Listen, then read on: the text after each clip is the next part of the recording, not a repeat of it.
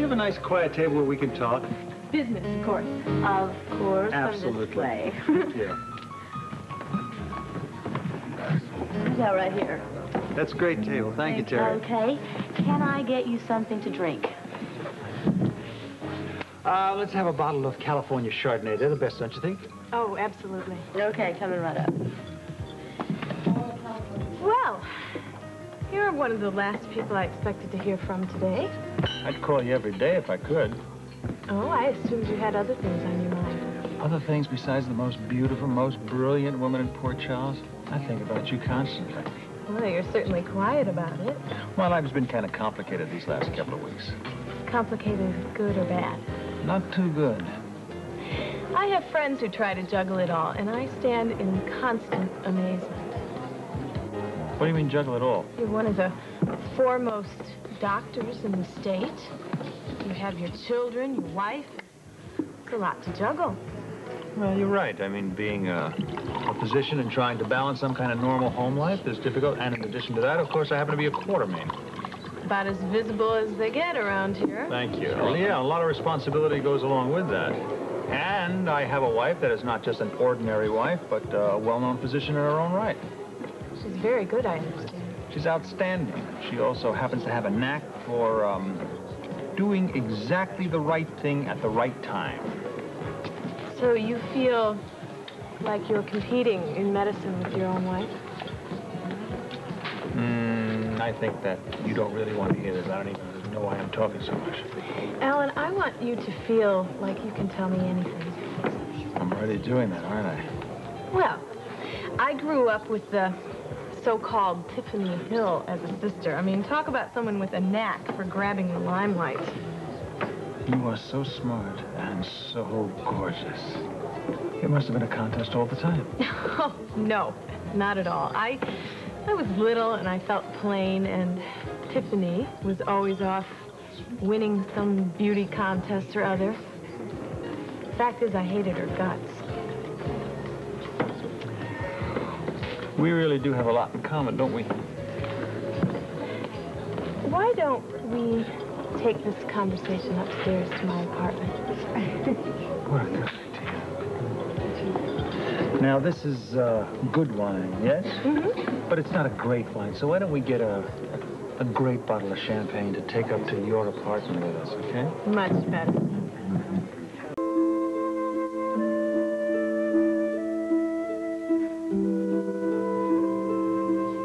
Mom? Well, hi there. I thought you were asleep hours ago. I can't sleep here anymore. Oh, here anymore? Why, it's a little quiet up there all alone, huh? Kind of. In the barracks at school. The barracks? The barracks, they call a dormitory the barracks at that school? Come here. Here, sit down with me. Get used to it. Snuggle. Barracks. Oh, really? Yeah, barracks. Just like in the Army. Anyway, there's 30 guys in every barrack, so somebody's always moving around. Or at least breathing, you know? Yeah, well, hopefully. And when you're home, Jason's usually here, too. Would you believe it? I actually miss my little brother. Yeah, I can believe it. He's a pretty good pal. Did you ever see him play baseball? I have not seen him play baseball lately, but we're going to have plenty of opportunity to play this summer. Will your leg be better? My leg is almost perfect right now. In fact, just might race you on upstairs back to bed. Mom. What? Can I ask you a question? Sure. Are you and Dad planning on getting a divorce? What? Whatever gave you... I know. What gave you that idea? Well, I just... You know. No. No, I don't know. I honestly don't know. We don't want any surprises.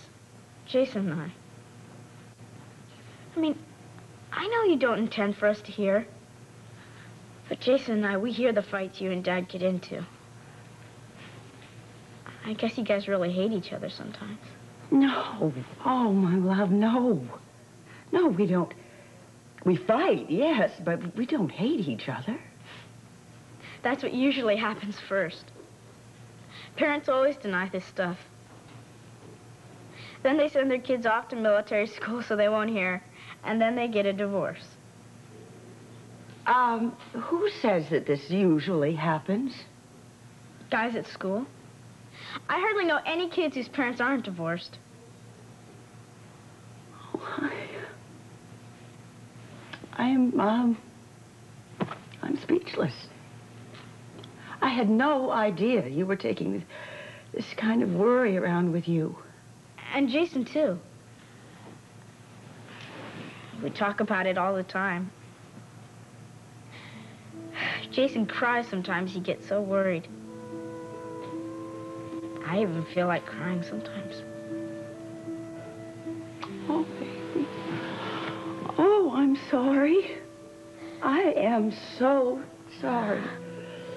I had no idea. Your father and I do fight, yes, but it is childish and it is stupid. But we love each other. Really? Really. And listen, I have a promise for you. We are going to try very, very hard never to have these kind of fights again. Things are going to change, my darling. I promise you.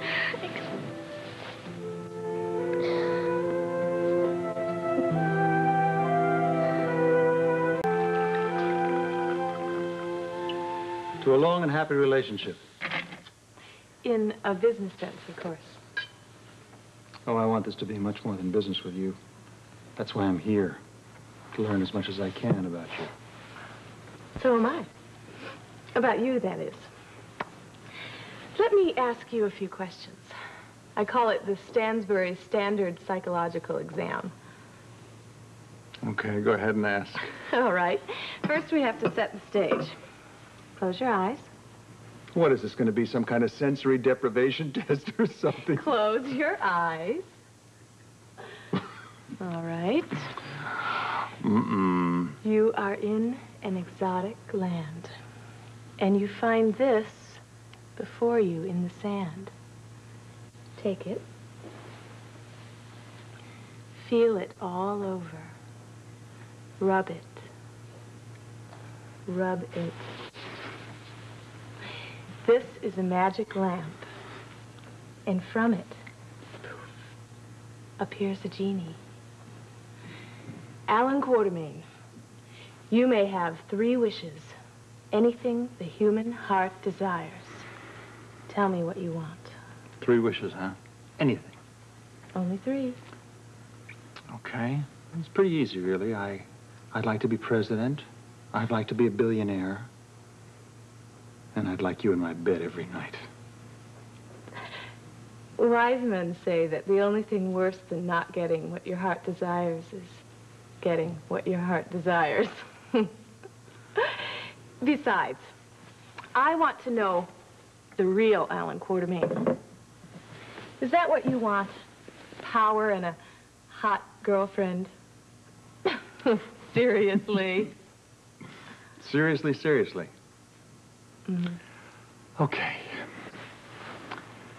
The first thing that I would like is to be recognized for what I am, which is a damn fine doctor, and not to have to compete with my wife, who hogs all the limelight because she happened to fall into the glamour end of this business, which is cardiology. The genie writes recognition. And your second wish? My second wish is to prove to my father that I am as good a Quartermain as he is. To build an empire so big and so powerful it hasn't been seen by robber barons for 100 years. The genie writes, gain respect and love of father. And the third? You have to have 3 or the genie won't grant any. What is it? The third is to have love. Real love, though. A true marriage of mind and soul and body. With your wife, Monica? That'd be pretty stupid of me to say something like that when I'm trying to make time with you, wouldn't it? Well, maybe there's something more important here. For instance, I feel like I've seen the real Alan Quartermain for the first time. No front, no games. A man facing the truth of his life. Will you tell me something, Jeannie? Do I get to have my 3 wishes? Well, they're certainly not impossible. You might. You just might.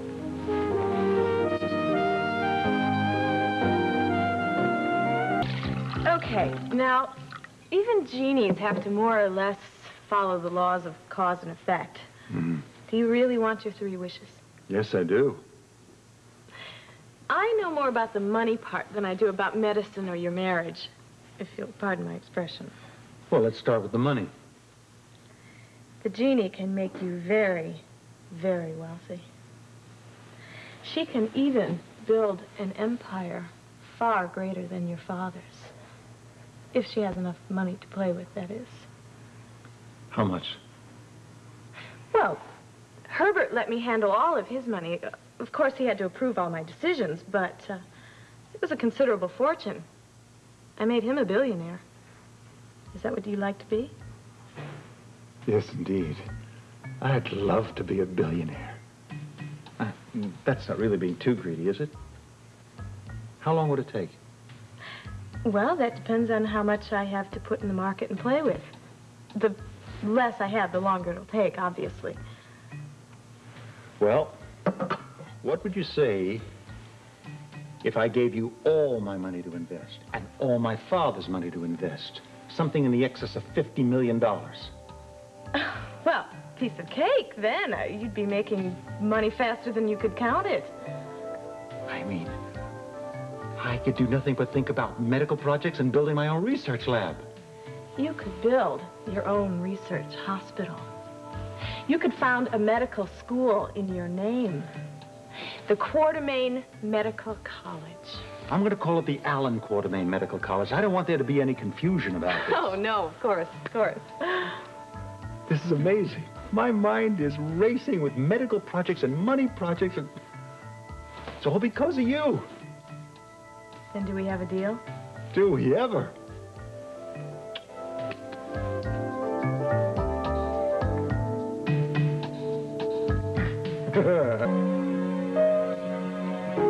Good evening, dear. Oh, Lila. How was the fundraiser? Well, to tell you the truth, it was a crashing bore. But it did raise some money, and I might add that it sent Edward straight to bed. Well, most things that happen after 9 o'clock at night usually do send him straight to bed. I'm surprised to see you up, dear. Oh, well, I think I'm going to be up for quite a while, actually. Alan and I are going to have a little chat. It's a rather long overdue chat. That is, when and if he comes home. Is something wrong, dear? Oh, well, call everything I've tried to do as a mother wrong, I'd say, yeah. Mm-hmm. Oh, it can't be that bad, dear.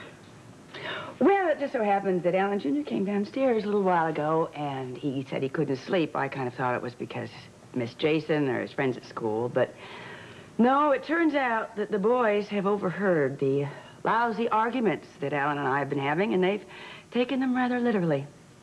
Well, in what way? Well, to wondering whether their father and I were going to get a divorce. Oh, good heavens. I don't want a divorce, Lila, but I will not subject my children to the kind of arguments that have escalated into a lifestyle for Alan and me.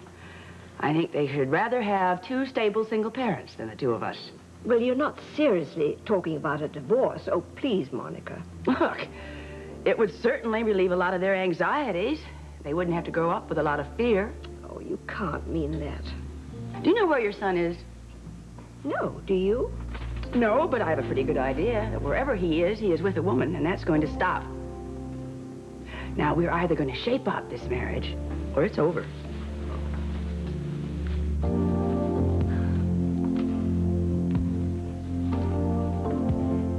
I just can't wait to see their faces, all of them, especially my father's, as I scoop him into the big money picture. And then there's Monica. I think that I'm going to let her just visit the research lab and maybe give a talk, very small talk, and watch her turn green with envy. Now, Alan, I don't have to tell you that if word gets out that we're playing this high-stakes money game, the game is going to be up. Okay, then. Then when the game is over and all the chips are counted, that will account for 2 of the wishes. What about the 3rd? Oh, happy marriage for you. I'm afraid that's out of the genie's power. I think it's up to you and your wife. I didn't say anything at all about marriage. I said I needed love. Did you ever hear the phrase, walk before you run? I'd crawl for you. Oh, well, I appreciate the sentiment, but what if gaining wishes number 1 and 2 changes your whole outlook on number 3? I mean, you and Monica could fall in love all over again, and then where would I be? That scenario is highly unlikely. But you're right. It's late and I really should go home.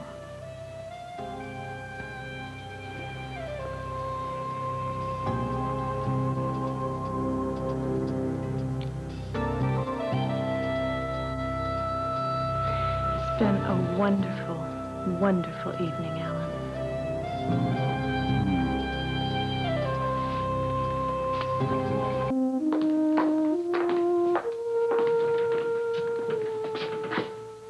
Monica, I didn't expect to see you. I'll bet you didn't. I waited up for you, as a matter of fact.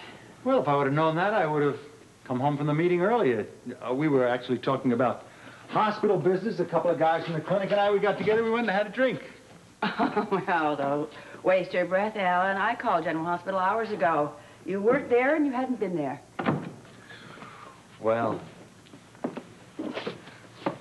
I went to look at a new car. Oh, knock it off, Alan. Really. I'm going to say something to you. Might surprise you. It's quite serious, and I want you to listen carefully. Are you listening? With every pore. It's cute. So damn charming. Such a jerk. Is that the surprise? No, this is. Okay. I don't care where you were tonight. I don't care who you were with. I know you were with a woman. I could draw up a list, but it doesn't matter anymore. You're right. This is not like you. So tell me, what does matter? Our children and their future. Nothing wrong with our children. They're doing very well. I mean, except for a little pre-adolescent rebellion. Don't write your children off so easily, Alan. If you don't know how they are, you think they're fine, it's because you haven't talked to them. I have. Your son came downstairs earlier, and he wanted to know if you and I were going to get a divorce. And why would you say something like that? Oh, I don't know. Probably because he knows us better than we know ourselves. See, they've heard us fighting, Alan. They've believed us. So that's going to end. Well, hallelujah to that. That fighting is going to end. The infantile behavior that leads up to the fighting is going to end. And this time, I mean it. I believe you. Don't. I mean this, Alan. Tonight, above all nights, say something just to shut me up or because you think it's what I want to hear. Because this marriage is going to go on a completely different plane or it's going to end. I must tell you something, Monica. All of this sounds terribly familiar to me, and it's never held true. Now, why should this time be different? What are the new rules? Honesty, fidelity, and an end to the one-upsmanship game that we so love to play. And what about love, Monica? I didn't hear that on your list. I mean, have we forgotten about that altogether, or is that something we're going to try to work out as well? Let's, work at what we can accomplish. Maybe when that's done, the love will still be there.